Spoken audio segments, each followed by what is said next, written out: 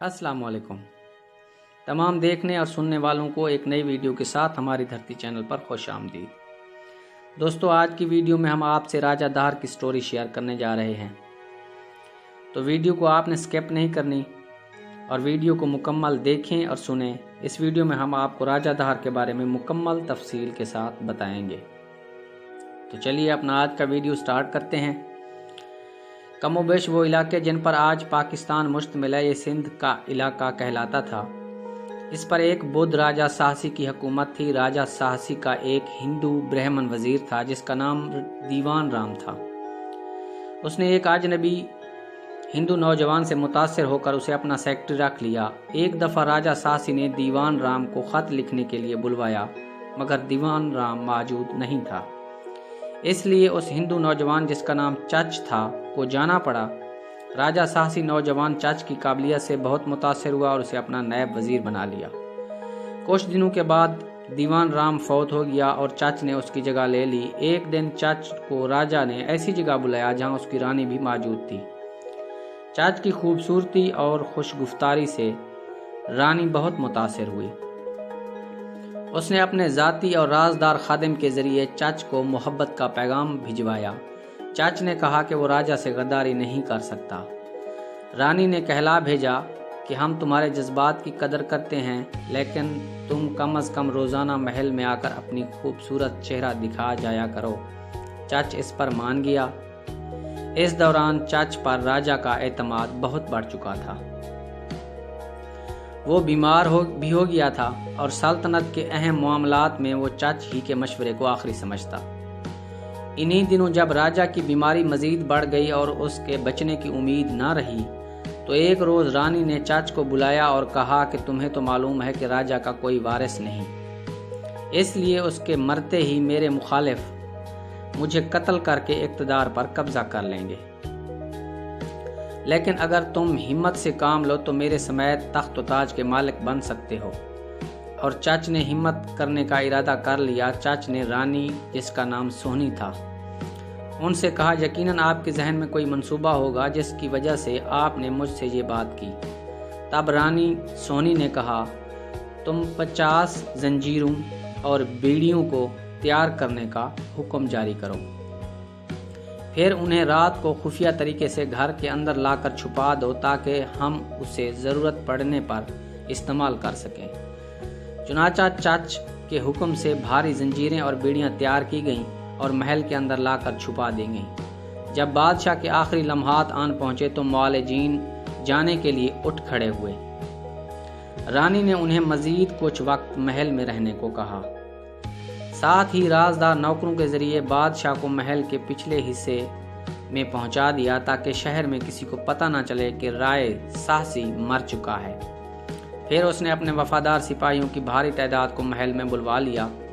इसके बाद बादशाह के तमाम करीबी अजीज़ों और ताज तख्त के दावेदारों को एक एक करके ये कहकर बुलवाया कि बादशाह की तबीयत अब बेहतर है और वो उनसे मशवरा करना चाहता है। वो 1, 2 या चंद अफराद के ग्रुपों की सूरत में आते रहे और रानी के वफादार उन्हें जंजीरों में जकड़ देते। फिर उसने बादशाह के गरीब और नज़रअंदाज शुदा रिश्तेदारों को बुलाया और कहा कि बादशाह अपने फ़लाँ रिश्तेदार से नाराज़ है और उन्हें जंजीरों से जकड़वा दिया गया है। अगर तुम उन्हें कत्ल कर दो तो उनकी हवेली और जायदाद पर कब्ज़ा कर सकते हो। इस तरह सब ने अपने अपने दुश्मनों को कत्ल कर दिया और उनके घर बार, जायदाद, माल मवेशी और दौलत के मालिक बन गए। यूं एक रात चच और सोनी ने अपने अक्सर मुखालिफिन को ख़त्म कर दिया। इसके बाद तमाम वफादार पैरोकार और बादशाह के गरीब रिश्तेदार जो अब सरदार बन चुके थे और जिन्होंने इस कत्ल में हिस्सा लिया था, महल के सामने कतारें बनाकर असला से लैस होकर खड़े हो गए। तख्त को खूब अच्छी तरह सजाया गया। मलका ने एक वजीर बुद्धिमान से कहा कि मसाहिबों और अरकान हुकूमत से कहो कि महाराज की तबीयत अब बेहतर है और उनकी बीमारी दूर हो रही है, लेकिन इंतज़ामी गड़बड़ से जो उन्हें सदमा हुआ है इसकी वजह से वो दर्शन नहीं दे सकते और अवामी मामलात को निपटा नहीं सकते। लिहाजा उन्होंने वजीर चच को اپنا قائم مقام مقرر کر دیا تاکہ وہ مہاراج کے نام پر امور سلطنت کو چلائیں۔ تمام امراء اور عمائدین نے اطاعت میں سر جھکا دیا اور اپنی پیشانیاں زمین پر رکھیں اور کہا کہ وزیر چچ سے زیادہ اہل اس رتبے کا اور کوئی نہیں ہو سکتا۔ اب رانی سونی نے چچ کو ہیرے جواہرات سے تیار شدہ شاہانہ لباس پیش کیا اور اسے شاہی تخت پر بٹھایا، ساتھ ہی تاج شاہی اس کے سر پر رکھا۔ پھر رانی نے حکم دیا کہ وزیر کا دوبارہ انتخاب کیا جائے، اس کے علاوہ تمام جاگیریں نئے سرے سے دی جائیں۔ یوں رائے خاندان کے اقتدار کا خاتمہ ہوا اور چچ برہمن عظیم سلطنت سندھ کا بادشاہ بن گیا۔ رائے ساسی کا انتقال 632 عیسوی میں ہوا اور چچ نے 632 عیسوی کو تخت سنبھالا تھا اور اس نے 40 برس حکومت کی۔ اس واقعے کے 6 ماہ بعد راجہ ساسی کے بھائی راجہ مہرت کو معلوم ہوا کہ اس کا بھائی مر چکا ہے اور ایک برہمن چچ نے سازش کر کے تخت پر قبضہ کر لیا ہے۔ اس نے چچ پر چڑھائی کر دی۔ اروڑ کے قریب دونوں کی جنگ ہوئی۔ جنگ نے طول پکڑا تو راجہ مہرت نے چچ کو پیغام بھیجا کہ بہادر ہو تو آؤ میرے ساتھ 2 بدو مقابلہ کرو، جو جیتے گا وہی تخت کا مالک ہوگا۔ چچ نے اس کے چیلنج کو قبول کیا لیکن گھوڑے کے بغیر مقابلے کی شرط لگائی۔ مہرت نے یہ بات مان لی۔ دونوں گھوڑوں پر بیٹھ کر ایک دوسرے کے قریب آئے۔ چچ نے اپنے سائیں سے کہا کہ تم گھوڑے کو آہستہ آہستہ میرے پیچھے لاتے جانا۔ ادھر مہرت گھوڑے سے اتر کر نپے تلے تیز قدم اٹھاتا چچ کی طرف بڑھا، جو ابھی آہستہ آہستہ چل رہا تھا، اور اس کے پیچھے اس کا گھوڑا بھی غیر محسوس طریقے سے آ رہا تھا۔ جب چچ نے دیکھا کہ مہرت اب اس کی پہنچ میں ہے تو اچانک پلٹا، گھوڑے پر اچھل کر بیٹھا اور چند لمحوں میں مہرت کا سر قلم کر ڈالا۔ یوں 633 عیسوی میں چچ بلا شرکت غیر پورے سندھ کا حکمران بن گیا۔ اس نے رانی سونی سے شادی کر لی۔ اس نے یہ شادی اس وقت کے اصولوں کے خلاف کی کیونکہ برہمن اپنے مذہب کے مطابق کسی بیوہ سے شادی نہیں کر سکتا تھا۔ چچ نے اس کے بعد بھی کئی شادیاں کی لیکن اس کے دونوں بیٹے رانی سونی ہی سے پیدا ہوئے۔ اس کی بیٹی بائی رانی کے متعلق گمان ہے کہ وہ ایک جاٹ یا راجپوت عورت سے تھی۔ چچ کا بڑا بیٹا جے سینا تھا اور اس کا چھوٹا بیٹا دہر۔ پیدائش کے وقت نجومیوں نے بتایا کہ دونوں بیٹے بادشاہ بنیں گے۔ چچ نے اس کے بعد شمالی سندھ، پنجاب، بودھیا، کرمان اور مکران کے علاقے بھی فتح کر لیے تھے۔ برہمن آباد کو فتح کرنے کے بعد اس نے حکمران اگھم لوہانا کی بیوہ سے شادی کر لی۔ اس سے اس کے ہاں ایک بیٹی ہوئی جس کا نام بائی رانی رکھا گیا۔ نجومیوں نے اس بچی کے متعلق بتایا کہ جو کوئی بائی رانی کا شوہر ہوگا وہ پورے سندھ کا بادشاہ ہوگا۔ اس پیشین گوئی کو البتہ راز میں رکھا گیا۔ مستقبل میں کسی بھی قسم کی بغاوت کو روکنے کے لیے چچ نے یہ اقدام کیا۔ چچ نے برہمن آباد کے پہلے حکمران خاندان لوہانا اور دوسرے اہم خاندان جاٹ کا سماجی رتبہ شودروں کے برابر کر دیا۔ ان پر لازم تھا کہ وہ ریشمی لباس نہ پہنے، گھوڑے کی سواری بغیر زین کے کریں گے، گھر کے باہر ہمیشہ ننگے سر اور ننگے پاؤں رہیں گے، گھروں سے باہر اپنے ساتھ کتے رکھیں گے تاکہ ان کی پہچان رہے۔ برہمن آباد کے حکمران کو لکڑیاں فراہم کریں گے۔ جاٹوں کے بارے میں واضح رہنا چاہیے کہ یہ اصل میں کسان تھے، اس لیے انہیں شودروں سے بہتر مقام ویش حاصل تھا۔ لیکن جب پاکستانی علاقوں میں سے غیر ملکی اقتدار کا خاتمہ ہوا تو بڑے بڑے جاگیردار اور دوسرے اہم عہدیدار حکمران بن گئے۔ ان لوگوں نے اپنے آپ کو راجپوت یعنی راجوں کا بیٹا کہلوایا۔ کسان یعنی جاٹوں کو بہت دبا کر رکھا تاکہ وہ انہیں ٹیکس بھی دیتے رہیں اور بغاوت بھی نہ کر سکیں۔ راجپوت ان جاٹوں سے کس حد تک ظلم کرتے تھے، اس کا عکس تو ان پر ان کے پابندیوں سے لگایا جا سکتا ہے جو چچ نے برہمن آباد میں جاٹوں سے کیا تھا۔ چچ ایک برہمن تھا، لہٰذا عوام کی اکثریت بدھ فرقے سے تعلق رکھتی تھی۔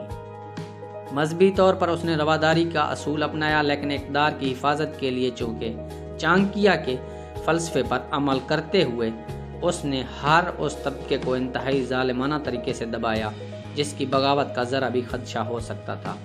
بہرحال چچ پاکستانی علاقوں پر مشتمل تمام علاقوں اور راجستھان کے اکثر علاقے کا حکمران تھا۔ اسے وقتاً فوقتاً بغاوتوں کا سامنا کرنا پڑا، لیکن وہ اسے دبانے میں کامیاب رہا اور وہ 671 عیسوی میں فوت ہوا اور اس کا چھوٹا بھائی چندر حکمران بنا۔ وہ ایک ہندو مندر کا باہم عمل برہمن تھا۔ چچ نے اسے اپنا نائب بھی بنایا تھا، لیکن جب وہ کشمیر سے بحیرہ عرب تک کے علاقے پر مشتمل ایک وسیع سلطنت کا حکمران بنا تو بہت جلد اس نے بدھ مت کے طریقوں کو اختیار کر لیا۔ مشہور مورخ ڈاکٹر مبارک علی نے اپنی کتاب تاریخ سندھ میں چچ نامہ کے حوالے سے لکھا ہے کہ راجہ چندر نے اپنے درباریوں کو جو ہندو تھے زبردستی بدھ بنایا، لیکن اس کی وجہ سمجھ نہیں آئی کہ آخر چندر کو اس کی کیا ضرورت تھی، کیونکہ بدھ بطور بھگوان ہندو دیوی دیوتاؤں میں شامل ہو چکا تھا۔ ذات پات کا نظام بھی اسی طرح سے چل رہا تھا۔ آخر چند فلسفیانہ عقائد منوانے سے بھلا اسے کیا دلچسپی ہو سکتی تھی۔ خیر، راجہ چندر کو ایک مذہبی آدمی سمجھ کر اروڑ کا گورنر متا چوری چھپے ہندوستانی علاقوں میں مشتمل ریاست کنوج پہنچا اور اس کے بادشاہ کو محرست کر دیا کہ وہ ہمت کرے تو چندر سے حکومت چھین سکتا ہے، جو حکمران کم اور بخشو زیادہ تھا۔ محرس نے لشکر کشی کر دی، لیکن چندر نے قلعہ بند ہو کر اپنا کامیاب دفاع کیا۔ اس جنگ میں چچ کے چھوٹے بیٹے داہر نے بڑی کامیابی سے دشمن کے بعض سازشوں کو ناکام بنایا۔ داہر کا راجہ بننا اس جنگ کی وجہ سے تھا، اور برہمن میں آباد چندر کے بیٹے دیو راج کو یہ واقعہ 678 عیسوی کا ہے۔ دیو راج ایک برس بعد ہی مر گیا اور اس کی جگہ داہر کا بڑا بھائی جے سینا حکمران بنا۔ جے سینا اگرچہ بڑا بھائی تھا، لیکن داہر کیونکہ سلطنت کے پائے تخت میں موجود تھا، اس لیے اس کی پوری سلطنت کا حکمران بننے کا اعلان کر دیا۔ ادھر جے سینا نے برہمن کی حکومت ختم کر دی۔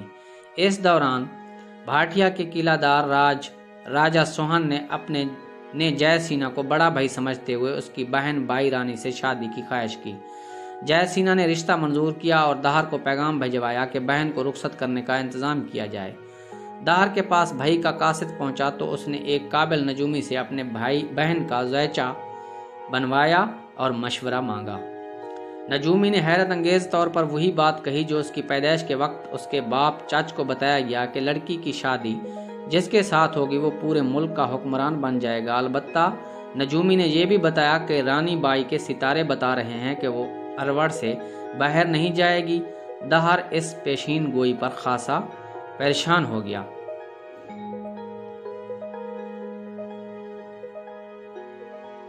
اس نے اپنے سب سے معتبر وزیر بدھی مان کو یہ بات بتائی اور مشورہ مانگا۔ بدھی مان اس کے باپ چچ کا بھی وزیر رہ چکا تھا۔ اس نے داہر کو ایک عجیب و غریب مشورہ دیا۔ اس نے کہا، آپ اپنی بہن سے نام کی شادی کر لیں اور اسے اپنے تخت پر بٹھائیں، یوں آپ نجومی کے کہنے کے مطابق پورے ہندوستان کے بادشاہ بن جائیں گے۔ رانی بائی اگرچہ داہر کی سگی بہن نہیں تھی، لیکن ایسا کرنا روایات، دھرم اور ہر قسم کی اخلاقیات کے خلاف تھا۔ اس کو اس کام کی ہمت نہیں ہو رہی تھی۔ اس موقع پر وزیر بدھی مان نے راجہ داہر کو اپنے مشورے پر عمل کرنے کے لیے آمادہ کرنے کے لیے ایک ترکیب لڑائی۔ اس نے زیادہ اون والی ایک بھیڑ لی، اس کی اون پر خوب مٹی ملی، پھر اس پر رائی کے بیج بکھیر دیے، بھیڑ پر پانی کا چھڑکاؤ کیا، اس کا خاص خیال رکھا اور پھر چند ہی روز بعد بھیڑ کے اوپر ننھے رائی کے پودے اگائے۔ یوں بھیڑ کے اوپر پودوں کا اگنا ایک عجیب و غریب بات ہو گئی۔ اس نے اس بھیڑ کو شہر کی گلیوں اور بازاروں میں کھلا چھوڑ دیا۔ اسے دیکھنے کے لیے جوق در جوق لوگ دیکھنے آ گئے۔ ہر طرف اسی بھیڑ کے چرچے تھے۔ یہ بھیڑ مسلسل کئی روز تک بازاروں میں پھرتی رہی۔ آخر لوگوں کے لیے اس میں کوئی دلچسپی نہ رہی اور اب نہ کوئی اس کی طرف متوجہ ہوتا اور نہ ہی اس پر کوئی بات کرتا۔ اس ترکیب سے بدھی مان نے दाहर को समझाया कि अगर तुम सौतेली बहन से शादी करोगे तो लोग पहले खूब बातें करेंगे लेकिन बाद में कोई कुछ नहीं कहेगा। राजा दाहर ने बुद्धिमान की बात मान ली और सौतेली बहन से महज नाम की शादी कर ली। तारीखी मासूमों और चच नामू दोनों में है कि इसने अपनी धोती से बाई रानी के दुपट्टे का पल्लू बांधा और आग के फेरे लगाकर उससे शादी रचा ली। ये चच का सफ़ा नंबर 45 पर। इस रिवायत के मुताबिक अलावा और भी बहुत सी रिवायात हैं और एक और किताब के सफ़ा नंबर 17 पे है कि जब राजा दाहर की बुद्धिमान ने मशवरा मान लिया तो उसे बड़ी कराहत हुई। उसने बहन की शादी तलवार के साथ कर दी। तलवार से शादी की रिवायत राजपूत और ठाकर खानदानों में से पहले मौजूद थी और ये तरीका जायदाद को तकसीम होने से बचाने के लिए किया जाता था। वो ये था कि शादी से पहले तलवार से शादी कर दी जाती थी। फिर दाहर को समझाने के लिए भेड़ पर राई उगाने की तरकीब क्यों पेश की गई। पेशीन गोई ये थी कि रानी बाई का शौहर हुक्मरान बनेगा। इस पेशीन गोई को सच्चा होने के लिए तलवार से शादी कर देने से मकसद हल नहीं होता था बल्कि शौहर बनना पड़ता था। दाहर के बड़े भाई जय सिन्हा ने भाई की इसी हरकत की बुनियाद पर उससे लश्कर कुशी की। इसका जिक्र आगे आ रहा है और उसके खतूत में साफ इस बात का तज़किरा है कि दाहर ने बहन से शादी की। दाहर ने जवाबी खतूत में अपने इस अमल की सफाई भी पेश की और कहा कि रानी बाई उसकी हकीकी बहन नहीं है। ये इतराज़ कि अरबों ने दाहर की किरदार कुशी के लिए ये कहानी घड़ी भी कोई बात इसमें ठीक नहीं लगती, क्योंकि दाहर ने मोहम्मद बिन कासिम के मुकाबले में जिस नालायकी, बुज़दिली और गलत हिकमत अमली का सबूत दिया, इसके बाद उस पर इस तरह का इल्ज़ाम लगाने की भला क्या ज़रूरत थी। चाचनामा में इस ज़िमन में जो वाक़यात दर्ज हैं उनमें बाहम कोई तज़ाद नहीं है। इसके बरअक्स इस किताब में जहाँ फजूल किस्से कहानियाँ बयान की गई हैं उनमें से आसानी से बाहम मुतज़ाद और अक़ली लिहाज से नाकाबिल यकीन बातों के ज़रिए मालूम हो जाता है कि ये महज फ़र्ज़ी किस्से हैं, लेकिन इस किस्से की सारी कड़ियाँ हालात और वाक़यात में बिल्कुल ठीक ठाक बैठ जाती हैं। राजा दाहर के बाप ने भी बेवा से शादी करके ब्राह्मणी रिवायात को तोड़ा था। गोया इक़्तिदार की खातिर रिवायात तोड़ने की रिवायत इससे पहले भी इनके यहाँ मौजूद थी। लिहाजा करीन कयास यही है कि राजा दाहर ने अपनी वज़ीर बुद्धिमान के मशवरे पर रानी बाई से कम अज़ कम नाम की शादी ज़रूर की होगी। दाहर के भाई का रद्द अमल ज़हर हुआ। दाहर के इस अमल का शदीद रद्द अमल होना था और हुआ। उसके बड़े भाई जय सिन्हा ने दाहर को ख़त लिखा कि फ़ौरन तौबा करके शादी तोड़ो वरना तुम्हें इसकी सज़ा दी जाएगी। दाहर ने जवाब में लिखा कि तुम्हें मालूम ही है रानी बाई की माँ जाट ख़ानदान की थी जो कि दुश्मन ज़ात है और अजनबी है, इसलिए इससे शादी करने में कोई खराबी नहीं। ये जवाब पाकर जय सिन्हा फ़ौज लेकर अरवड़ की तरफ रवाना हुआ, लेकिन सीधा सफ़र करने की बजाय वो घूमता घुमाता और शिकार खेलने का तासुर देता आगे बढ़ता रहा ताकि दाहर के जासूस इससे ये इतला दें कि जय सिन्हा हमला करने नहीं आ रहा है। जब वो अरवड़ से 3 दिन की मसाफत पर रह गया तो बर्क रफ्तारी से एक रात 1 दिन के सफ़र के बाद अरवड़ के बाहर पहुंचकर खैमा जन हो गया और उसने भाई को पैगाम भेजा कि सल्तनत का वारिस मैं हूं, इसलिए किला छोड़ दो। अरवड़ एक किला बंद शहर था। दाहर ने बुद्धिमान से मशवरा करके गोल मोल सा जवाब दिया। फिर दोनों भाइयों में कुछ पैगाम रसानी होती रही। आखिर जय सिन्हा हाथी पर बैठकर अकेला ही किले की तरफ बढ़ा। उसके बाद चाचनामा में जो वाक़यात बयान किए गए हैं वो कुछ यूं हैं कि दाहर भाई को देखकर तमाम एहतियात को बाला ताक रखकर उसकी तरफ दौड़ा, लोगों को दिखाने की खातिर कि दोनों भाइयों में कोई तनाज़ा नहीं। वो उसके साथ हाथी पर बैठ गया, मगर उसके वज़ीर को यकीन था कि ये सब जय सिन्हा का धोखा है, वो दाहर को कत्ल कर डालेगा। वो घोड़ा दौड़ाता हुआ उसके पीछे आया और दाहर को अपनी गलती का एहसास हुआ।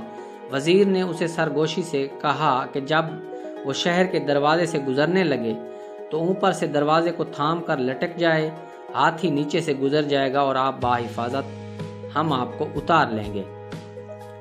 तो दाहर ने ऐसे ही किया। जय सीना को उस वक्त तो इल्म ना हुआ, लेकिन जब सूरत हाल का इल्म हुआ तो उसे बहुत दुख हुआ और बीमार हो गया।